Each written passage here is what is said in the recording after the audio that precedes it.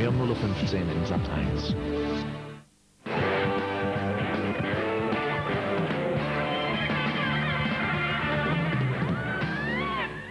Mein heutiger Gast ist eine Klasse für sich, meine Damen und Herren. Das ist sein aktuelles Album Heathen. Herzlich willkommen, David Bowie.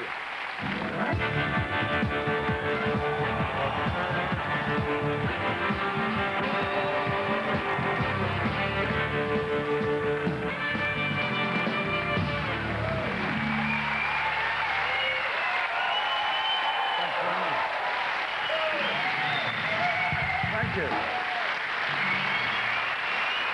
Wow, that's great. We could have sold thousands of tickets for tonight.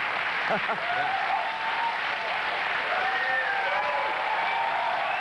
Thank you.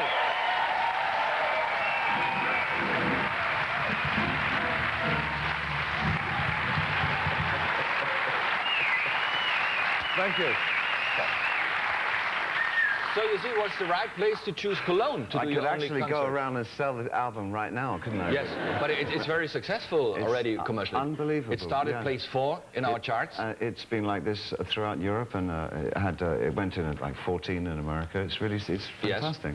So, you know, people love you. They almost go crazy. Cologne is the only place where you're playing your concert tomorrow. The concert It was sold out in 45 seconds. Did you know that? I think that's extraordinary. Yeah. Absolutely extraordinary. Have you been to Cologne before? Well, mind you, the audience, there's only 15 people in the audience, so 45 seconds. Long ago. Thank God you speak English. So, have you been to Cologne before? I have, yes, but I haven't been there for maybe, since 79, 1980. Something like that. Long time. Long time Yeah. ago. What? But I used to, for a while, I was living between New York and Berlin in the Yes. late 70s. Yeah. So I used to come to Germany a lot, and I had a great time in Berlin. This is, of course, when the war was still there. So it's a different kind of vibe. Was that I suppose. Was it a time when you lived with the old friend James Osterberg? James Osterberg, yeah, Iggy Pop. There were about 3 or 4 of us. There was Jimmy and his girlfriend, and there was myself and one other. We had our apartments in the same block on, it was called, if I remember, Hauptstrasse, 155 in Charlottenburg. That's how I used to go. You get very drunk and Hauptstrasse, 155 when you get home. We had a great time. And I remember none of us had any money then because either we'd been ripped off or, you know, dealings had gone wrong and we were all pretty broke. And the 3 of them, it was my birthday coming up, they clubbed together and they got me an old 1955 Mercedes. It was rusted completely, so we got in it, and our feet just went through the floor. We went around Berlin in that, and I remember we dropped Iggy off at a club one night. It was, I think, one of the anniversaries of the wall being put up, you know. And he went to a punk club, and he came back later and he said, it was amazing. They'd made a birthday cake in the shape of the wall, which went all the way around the room. And at 12 o'clock at night, they jumped on it and ate it. For real. Yes. It was, they made this, the entire wall, and then ate it. And he said it was singularly the most moving moment in Berlin that he had spent, because there was something really quite ideological about it, you know? Yes. And of course, later on, it really... It was especially for him, for his birthday. No, it was the celebration of the wall, yeah. of the anniversary of the wall going Yeah. up, you know? And it was, he said it was the strangest thing. And of course, that's virtually what they did. And they didn't eat it, of course. Well, I know one person who tried eating it, but he was stoned, but he was... So now you came back to Europe on the QE2, yes? Well, not here, because there's no of river. course. But, No, but if I could have, I would have. But you travel on the QE2, yes, yeah? but the other direction, from Southampton to New York, and you came from New York to Southampton. That's right, yeah. They're 2 different captains. Yes. One only knows how to get to Southampton. I think that's true. What was the average age on the QE2 this time? 114. Yes. Something like that. Mainly widows. Really? No, it's changed a lot. Because I first went 30 years ago. Yeah. And in those days, it really was older people, older generation, all that. This time around, I noticed there was a lot more families with children, you know, because these days they have like things like playrooms on board. There were 5 restaurants, 3 cinemas, casinos, public library, and what television studio. What did you do on board the whole day? I read and watched DVDs. Did you walk around? No, I swam alongside for exercise. You know, I used to keep up because I'm very fit these days. You know. Yes, absolutely. Because I swim against the QE2. That's how you do it. But no, most of the time I took DVDs of all the films I can't watch at home because they're all like subtitled European avant-garde classics, and they last 19 hours and have subtitles, and nobody else in my house wants to watch them. So as I was traveling alone, I just watched them on my computer, you know, I listened to music, and I made notes, and I watched the sea. I watched the sea. Yeah. The sea watched me. 5 long days. Yeah. It was wonderful. I loved it. Is it true you get up very early in the morning at around 6 o'clock? Well, both of us, both my wife and myself, get up between 5 and 6 in the morning, and the irony is that we now, you know, we just had a small child. Yes. And she's 23 months now. But of course, we now get up before she does. So we go and wake her up. You have to be quiet. It's the parents' revenge, you know. Yeah. So when did your wife take Wake up!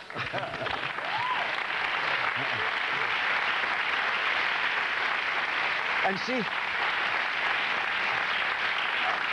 And my baby says, "Oh, come on, give me another hour, right?" I said, "We got milk."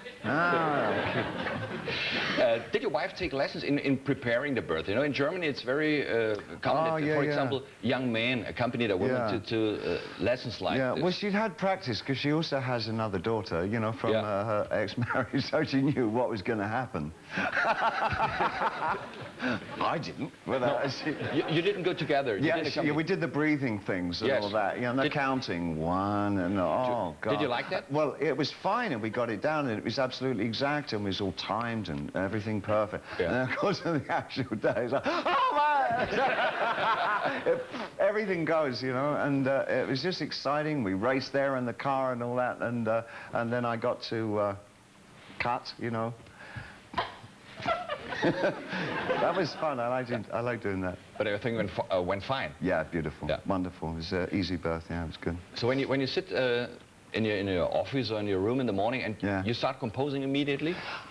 I do. There's virtually a cup of tea.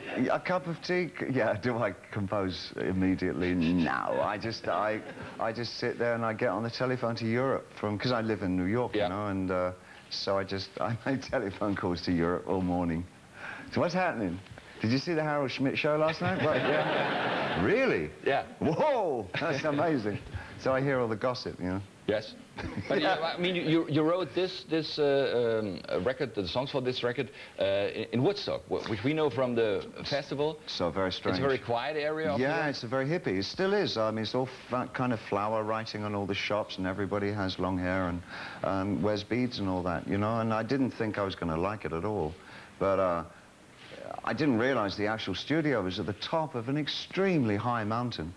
We were completely isolated from the rest of the area, and I love that because I love isolation. I'm very kind of masochistic like that. I love being cut off from everything, and for a writer it just worked really well. And I think I just sat down to write, and I had been doing for many months, putting together songs that I felt were very strong, and attempted to do no more than express how I felt at my age and with the new family, and my feelings to the universe and our place on this world, and all that. The little questions. So now you're going on a little tour now in Europe? Yeah, it's just a promotion tour. I don't want to be away from my family too long. I miss my baby very much indeed, and I want to go home. Your wife stayed in America? Yes. Yeah. Well, and at the moment, coincidentally, she's over in England with the whole family, but she's going back in a few days. Yes. And then I'll go back at the end of this month, and then we'll catch up, I guess. Okay, we do a short commercial break now, and then we hear you live here on stage. Thank you very much. David Bowie, meine Damen und Herren. Kurze Pause.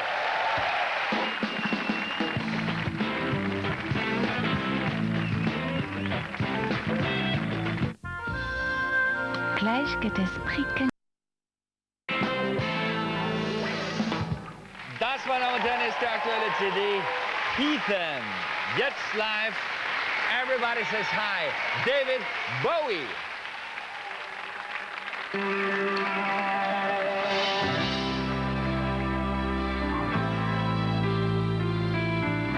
Said you took a big trip. You said you moved way. Didn't know the right thing to say.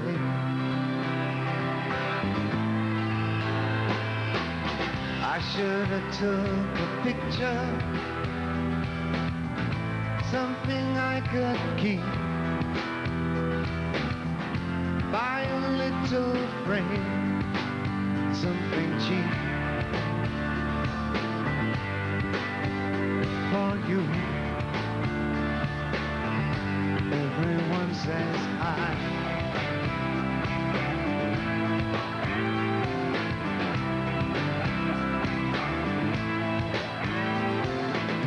They said you sailed a big ship. They said you sailed away. I didn't know the right thing to say.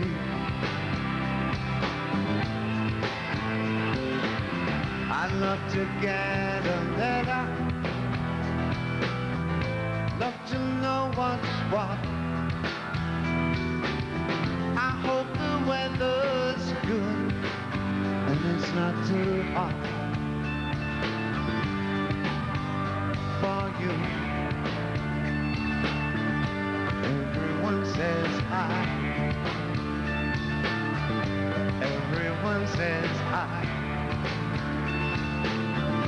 Everyone says, don't stay in a sad place where they don't care how you are. Everyone says hi.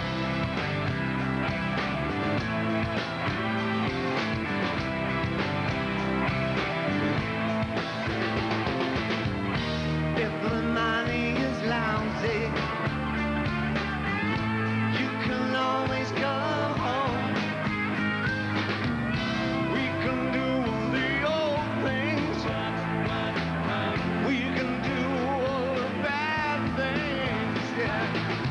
If the food makes you feel big,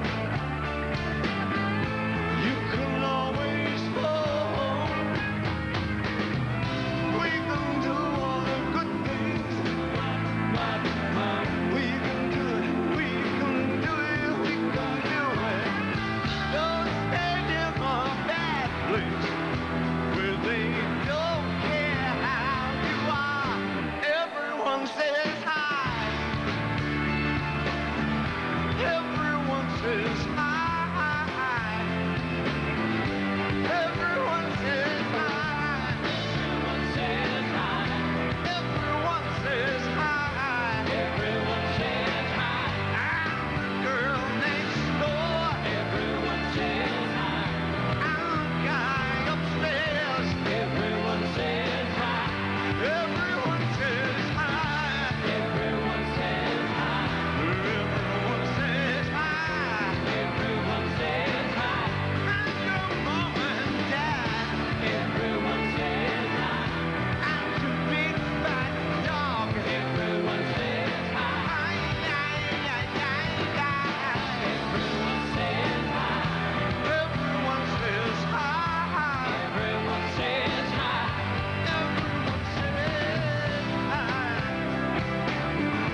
Everyone says hi.